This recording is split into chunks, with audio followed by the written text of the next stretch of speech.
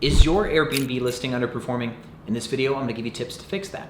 I'm Sean. I have over 100 properties on Airbnb. I've been doing this for 6 years, and I'm gonna give you somewhere between 5 and 8 big tips on how to perform better on Airbnb so you can make more money in your business. Let's jump in.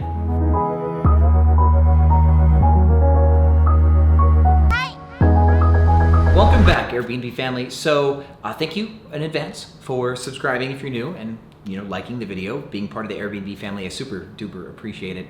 And so let's just cut right in. Number one, if you don't yet have a king size bed, please go get one. And I don't care if you have a studio, 1 bedroom, 4 bedroom house. Actually, if you have a 4 bedroom house, you probably want 2 separate king rooms. But you need at least one, because the whole point is you're gonna put that in your title: king suite, king bed suite with king bed, something like that. Now the reason why this is super important is because Airbnb, in their search parameters, they don't have a king bed toggle yet.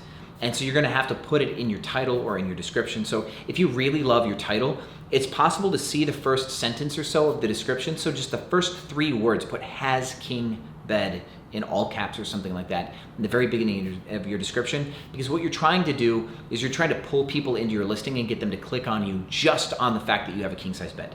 Now, more clicks equals better ranking on Airbnb. So anything that you can do to get clicks through to your listing, that is one way to do it. And king bed is an amenity that is unsearchable, so it's not an obvious one. You'd be surprised how many people don't have king beds in their properties, but this is one of those big market gaps. Go punch a hole in that market gap and take all the money. So yes, you might be wondering what's going on back here with these prints. While driving through Mexico in a van, in a very dangerous part of Mexico, took some landscapes. So this one actually was near San Cristobal de las Casas. Is like this was safe, but this is a pretty big lake. This is 9 feet by 3 feet. I took like 25 photos and stitched them together. This one was taken during our dangerous van ride from Tulum to San Cristobal. We went through like Tabasco and Chiapas, and this I took. And this one I took on a bridge between Tabasco and Chiapas, Mexico. So what I decided to do was take these landscapes, get them custom printed so we can put them up on the walls of some Airbnb properties and see if these kind of fancy custom prints look good enough to justify buying more of them. We also do intend to sell them. If guests want to have a copy, we'll have them custom made. So I'm making more of these. If you'd like one, if you want to buy one of these for your Airbnb or your home, send me a DM on Instagram. But with that said, let's go back to the video. Now, number 2 is to achieve better photos by paying attention to your design. So things like painting an accent wall, very simply. Using a different color than normal in your listing, so that way when people go through all the Airbnb listings, they're gonna see white wall, white wall, white wall, blue wall, white, white, white, blue, blue, blue, white, white, white, and then red or yellow or something that contrasts, right? That's gonna be you. You wanna be the different one. So you wanna have a design style that's kind of compelling, that's unique. That's why I did these custom prints of my own art, because I wanna try to put up some stuff that nobody else has, nobody else is doing, and that hopefully will get people to go, wow, I like this place, it's different, I'm gonna book that. This is the whole concept of contrast. Now, this is important because 6 out of every 10 people that travel on Airbnb, when they go to book and they're searching for a listing, all they do is they look through the photos. The very first thing, they go through the photo reel and they swipe, swipe, swipe. After they found a listing that meets the cut through the photo reel, then they may go and look at the description or the reviews or things like that. So make sure that your photos pop because your design pops. This is not even just about taking professional photos and having good lighting. This is about having a good core product to take photos of, and that's gonna get you more bookings every time. Contrast your competition with good design and do a good job with it. Now, number 3 is to take the big risk and allow one-night stays, kind of. Now, you may not actually want one-night stays in your property. We try to avoid them by default, but you can still allow them on paper, and that way you can be searched for pretty much whenever anybody's looking for any length of time you want to come up and search. You want to have as many views as possible because this brings up your ranking. Views leads to ranking. Now, if you want to manipulate whether or not people actually book by the night, you're going to do that with prices. You can double your prices and then do a 2-day or 3-day discount of 50% off. And you do this with Pro Tools. To access Pro Tools, you just have to simply have multiple listings, then go on your desktop, log in, and then go airbnb.com/multi-calendar, and it'll force load Pro Tools for you. That'll give you the multi-calendar. In your pricing section of your listing, when you go to edit your listing on pricing, there should be custom length of stay discounts where you do the weekly and monthly discounts. You now have the option of 2-day, 3-day, etc. There's other Pro Host features, but we're going to talk about that in a different video, of course. And the moral of the story here is you want to show up in as many places as possible, whenever possible, to maximize views. Now, also another ranking tip is you want to stay over 90% occupied, because Airbnb's algorithm is what they call an interest algorithm. So the views, the clicks, the total amount that you get booked, stuff like that, and it's price indiscriminate. So if you get booked for very cheap or very expensive, that doesn't matter because it's just interest. It's not revenue. It's not a revenue algorithm. It's an interest algorithm. Tip number 4 is to learn dynamic pricing. Now, what's great about dynamic pricing is it allows you to get what your listing is worth when it's worth that much. There's a misconception with a lot of hosts who have very few properties where they've got this minimum price mentality where they're like, my home is worth XYZ or more all the time. And that's not true. Sometimes your home could be worth $1,000, $2,000 a night. Like even a 1-bedroom studio high-rise in Atlanta during the Super Bowl will fetch more than $1,000 a night. Right? But then there's sometimes that same $1,000 a night during the Super Bowl listing gets $40 for the night because it's last minute, there's no time to get it booked, and you can't go back in time and take inventory that didn't sell and then put it back in the present. You can't do that. It's not going to happen. So you have to sell off your inventory, and in order to get that 90%, and to maximize your revenue, you need to raise your prices when you can and lower them when you have to. Understanding and practicing dynamic pricing is going to be one of the keys to maximizing your revenue. And if you understand dynamic pricing, it'll change the way that you look at this industry all the way. Now, I do have a playlist on pricing strategy. We talk about dynamic pricing, concepts like contribution margin, all that good stuff. And so you're gonna love it. Just go watch that if you don't know much about pricing strategy. And mine, now I'm not trying to toot my own horn, but my pricing strategy system's pretty awesome, so much that I don't even use Wheelhouse or Price Labs right now because they can't do all of the things in my pricing strategy. They do automate a lot of cool stuff, and they also can help you get more by doing predictive analytics when prices will be going up. But as far as automating the final week where so there's today, tomorrow, the next day, these 3-4 days into the future are the most important days for my pricing strategy. We want to go from 70-80% to 100% occupancy. And today and tomorrow and the next day are the keys to getting that done. So my pricing strategy is awesome because it does a real good job with the final home, the home stretch, that final mile of getting booked. So go watch that, playlist. There's a lot in there. So, maybe call off work for a weekend or something. Tip number 5 is to add some things that your competitors don't add because they just weren't thinking of it. And so here's a few examples. In your coffee station, 1 out of every 3 travelers, they prefer decaf or tea. So simply buy decaf coffee, buy tea, make a beautiful coffee station, with the coffee maker and all the stuff with the sugar and the creamer, and just lay it out, make it pretty, take a photo of that. And that's one of your photos is just the coffee station. If you don't show it in your photos, they're not going to know it. But you're appealing to 1/3 of the market now. 1 out of 3 travelers prefers decaf or tea. So you're showing that you're thoughtful to those 1/3, and that 1/3 might be the decision maker in that booking group. And they'll book with you just because you've got coffee and tea. And you're like, okay, this person gets it.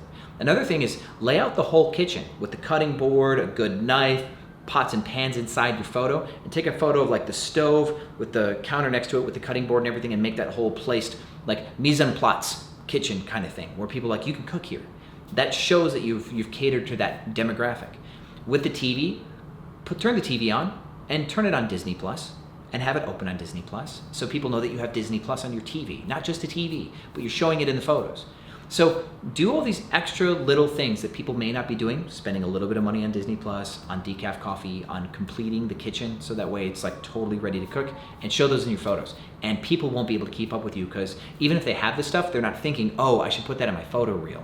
So you're just gonna scoop up a bunch of free money because your competitors aren't being thoughtful like this. Now, number 6 is when you write your description, I want you to use a bullet point style way of outlining all the cool stuff about your property. You're still gonna write your description storytell, in the heart of Nashville, something, right down the street from where something happened that was really cool, kind of like that, copywriting that you love. But now below it, be we include for free, and then down below, do bullet points. And you can use checkmark emojis. I know that Airbnb unofficially doesn't allow emojis in their copyright, but you can go to cutcopypaste.com, I think is one. Let me just put up a screenshot of a website for an example, and you can copy characters and paste them, and now you've got a checkmark in your listing, even though checkmarks aren't allowed. And then you can just checkmark, 50-inch TV, blank speed Wi-Fi, decaf coffee, tea, blank, blank, blank, Disney Plus, Hulu, HBO Max, Netflix, Amazon Prime, parking for 2 cars, king size bed, blank, blank, something about how quality your towels are, how quality your soaps are, how quality everything else is. Put it in bullet point format, because now you're creating this. It's like the Benjamin Franklin close. You give people like a whole like run of reasons why they should book with you, and you're basically creating this. It's not an illusion, but you're making this impression on them. They're like, well, look at all these reasons why this place is better than other people. If you wrote that in your description without doing some form of enumeration or bullet points, it just doesn't come off as big, right? You can make a big long paragraph with XYZ, XYZ with comma, comma, comma, but it doesn't look the same. So it's way more influential to give like a run of bullet points. You're like, wow, look at all those features. Look at all those features. Like when you buy a car, you see the same thing when they give you the specs. That specs list is in bullet point format. Number 7 is you need to get into the Airbnb platform and update a ton of the things that have changed since you last created your listing. You might have created these listings years ago, right? And so much has changed even within just the last year. Airbnb wants to know exactly how fast your internet is.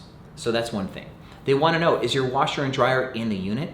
Is it on the property somewhere? Is it off-site? They're asking all these specific questions now that you should be utilizing. So what I want you to do is, even do it with your photos, go find out exactly how fast your internet is, take a photo of that speed, put it in your photo reel, but then also update your Airbnb platform listing description with that, and go through and just update all of your amenities to be as like real as possible. Airbnb also cares a lot about things like accessibility. That's a number 7 bonus, is if you really want to like edge into a market that people aren't really fighting for, it's ADU units, accessible units, where with disabled accessible units. Where people can come in with a wheelchair, they can roll into the shower, there's handrails and stuff like that. If you've got the resources and connections to get your hand on some like disabled accessible units, never use the word handicap on Airbnb, by the way. If you do that, you're gonna make a ton of money, because it's one of those market segments that people aren't fighting for, so the demand is way higher than the supply. It's an easy win for you. I'm so happy we reached number 8. I wanted to give you a full 8 on this one. You're going to really try to do your best to focus on 5-star experience and get good reviews on the back end. There are like review management processes or systems that you can use. I teach my students a way to get reviews, some pretty cool ways to get people to give you 5-star reviews. And you really want to make yourself memorable to that person. And that way, when they go to give you a review, you're gonna get the best one possible. But the whole idea is the reviews are the second most important part of a booking experience, aside from the photos. Like I told you, 6 out of 10 people go through the photo reel.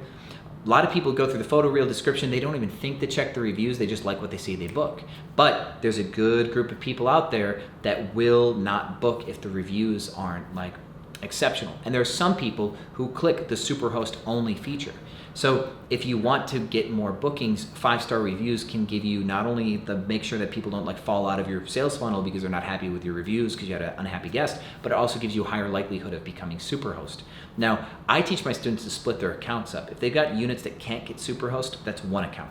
If they got units that are capable of maintaining Superhost, that's a different admin account. So that way you can get Superhost on as many of your listings as possible. But some units are just not Superhost capable. They're older properties, they're B-class properties, they're budget properties, and even though you give a 5-star stay, if you're giving a 5-star stay at a 3-star property, you're still gonna get like 3-4-star reviews sometimes from people who don't really understand that the review is, even though I paid $50 a night for this apartment to have it all to myself, it's still a 3-star property, so they'll review you that way. They didn't give you that like, oh, for the value, for the price, this is 5 stars. They don't do that. They go, oh, this is a 3-star property. So some places are just cursed not to be Superhost, so you can split them and that'll be your way to get around that. Everyone, thank you so much. Those were your 8 tips for today. Reminder, we do have that playlist on pricing strategy. I highly encourage you to check that out.